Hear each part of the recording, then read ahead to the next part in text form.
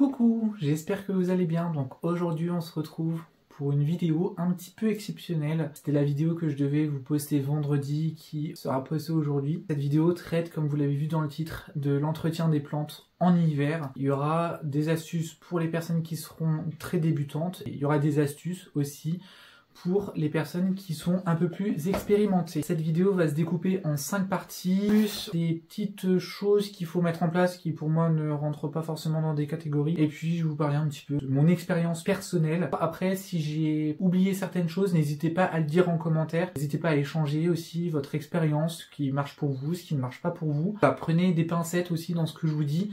Parce que voilà, mon intérieur n'est pas forcément votre intérieur, et ça je le dirai tout le temps, surtout si je vous parle d'entretien de plantes. Il y a beaucoup de paramètres à prendre en compte. Ce qu'il faut faire en hiver, c'est éloigner les plantes des radiateurs. Les radiateurs font en sorte que l'air s'assèche énormément. Ça peut provoquer des sécheresses sur le bord des feuilles. Voilà, ça peut arriver sur des anthuriums, ça peut arriver sur des pothos, ça peut arriver sur n'importe quelle plante, même des plantes très basiques, style des dracénas ou des yuccas par exemple. Ça peut aussi faire en sorte que les feuilles ont du mal à se dérouler. Alors par exemple mon syngonium podophyllum, alors je pense que c'est un white butterfly, mais ça m'étonnerait que ce soit un white butterfly, il a des feuilles qui se déroulent. Là vous voyez par exemple au bout de mon doigt il y a 2 feuilles qui se déroulent. Si l'air est trop sec, elles auront du mal à se dérouler et elles peuvent rester comme ça. Par exemple je peux vous montrer sur mon Scindapsus Truby Moonlight. Par exemple sur mon Scindapsus Truby Moonlight, ça c'était un manque d'humidité dans l'air, et ce qui a fait que la plante elle a eu du mal à décrocher ses feuilles, et souvent ça s'abîme. Par exemple celle-ci vous voyez, ça le fait aussi, vous voyez ça fait des feuilles comme ça, parce que normalement les Scindapsus Truby Moonlight c'est comme ceci, et malheureusement voilà, donc c'est déjà arrivé. Là par exemple vous voyez sur certaines feuilles, là par exemple c'est une nouvelle feuille, tout va bien. Faut faire vraiment attention à l'humidité. Il se peut aussi, à cause de l'air qui est trop sec, il peut y avoir des attaques d'acariens. Donc alors ce que j'appelle acariens,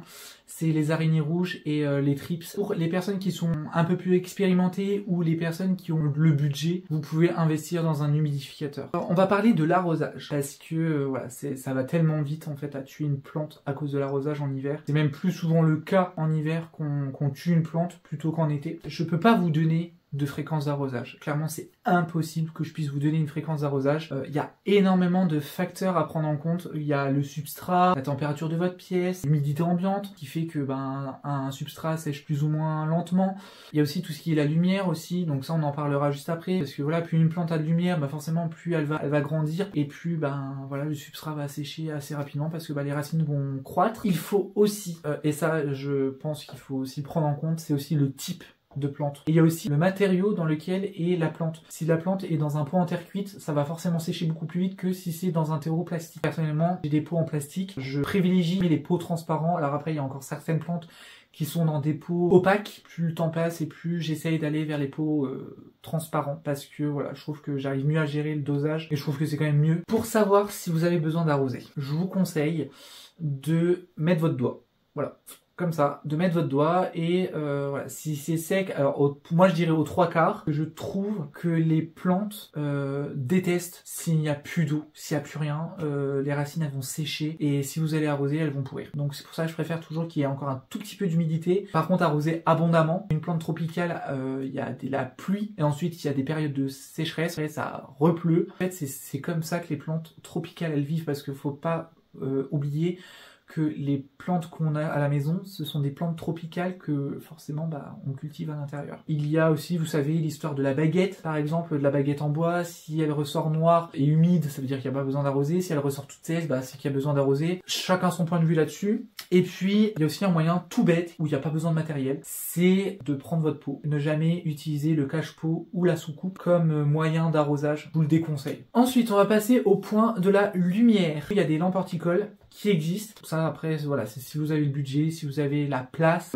et du coup j'ai pris des petites plaques. Alors là normalement vous voyez il y a des petites plaques. Je pense qu'un de ces 4 je vais vraiment investir dans des vraies lampes horticoles. Sinon vous pouvez aussi rapprocher vos plantes des fenêtres. Après faites toujours attention avec la lumière, mieux vaut une lumière directe mais pas de soleil. Ce que je peux vous conseiller aussi c'est de nettoyer vos feuilles. Le mythe de les laver avec de l'huile d'olive mélangée avec de l'eau, ou les nettoyer avec du lait ou de la bière. Alors non, dans la nature il n'y a pas de bière qui tombe du ciel.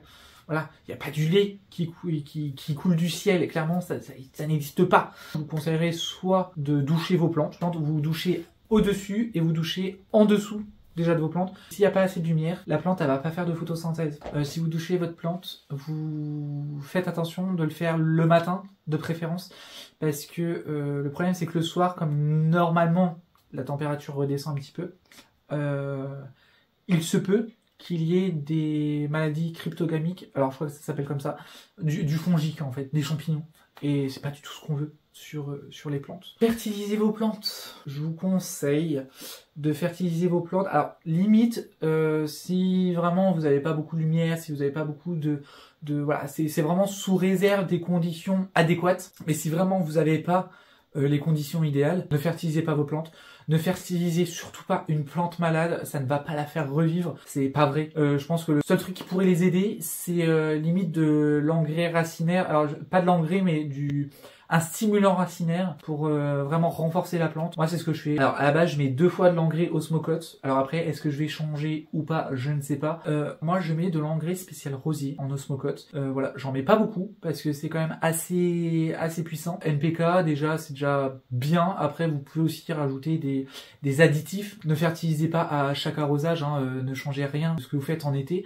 Trop d'engrais peut faire fondre vos racines et votre plante elle peut mourir. Ensuite, je vais parler vite fait de la température. La température c'est assez primordial parce que voilà, il y a certaines plantes qui peuvent rentrer en dormance. Là par exemple, je vais vous montrer une plante qui est rentrée en dormance, c'est un Alocasia poly. Du coup moi je l'ai mis en perlite, donc on verra bien ce que ça donne. Et c'est pareil pour ma Friday. C'est vraiment un cas particulier avec les Alocasia, c'est des drama queen. En dessous de 20 degrés, il n'y a plus personne. Elles sont rentrées en dormance alors qu'il faisait 23 degrés. Après il y a toujours les Oxalis, les Caladium par exemple qui peuvent rentrer en dormance. En général, moi, ce que je préconise, c'est vraiment pas en dessous de 18-19 degrés. Là, je vais vous donner quelques tips en plus, mais qui n'ont rien à voir avec les domaines que je vous ai dit précédemment, et voilà, qui sont quand même hyper importants de savoir. Oui, il est possible de rempoter en hiver. Il est possible de bouturer en hiver. Je vais vous donner un exemple. Par exemple, mon Bégonia Arabian Sunset, il fait des nouvelles feuilles. Donc je sais très bien qu'il pourra être bientôt rempoté. Par exemple, mon Anthurium Silver Blush, je l'ai rempoté parce que je l'ai acheté en hiver.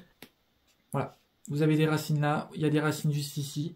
Franchement, voilà, là il y a des nouvelles racines. Là il y en a des nouvelles, enfin bref. Donc franchement, ça lui a plu quoi. Il faut aérer votre pièce, même si c'est en hiver. Aérez-la 10 minutes, un quart d'heure, tous les jours. Déjà, ça va recycler l'air. Vos plantes, elles vont adorer. Faites bien attention pour les plantes qui sont proches de la fenêtre. À cause des courants d'air froid, les plantes tropicales détestent les courants d'air froid. Si vous achetez, comme moi, des plantes en hiver, checkez toute votre plante.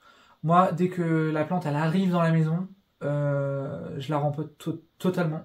Je nettoie tout. Je regarde les racines. Je regarde tout, en fait. Parce que clairement, j'ai tellement peur parce qu'en fait moi je la mets directement en place, je la mets pas en quarantaine, je ne mets pas voilà. Mais si vraiment il y a un problème, mettez en quarantaine, utilisez juste une pièce, que ce soit juste votre salle de bain ou votre chambre par exemple, pour les plantes qui sont en quarantaine. Le reste des plantes normalement devrait être tranquille, mais après tout dépend de l'insecte ravageur, mais voilà. C'est tout pour moi. Je pense que je vous ai donné quand même beaucoup d'informations. Alors je sais c'est très théorique, moi j'attends vos retours. Voilà, j'espère que cette petite vidéo vous aura plu. Je vous dis à demain, du coup, pour une prochaine vidéo.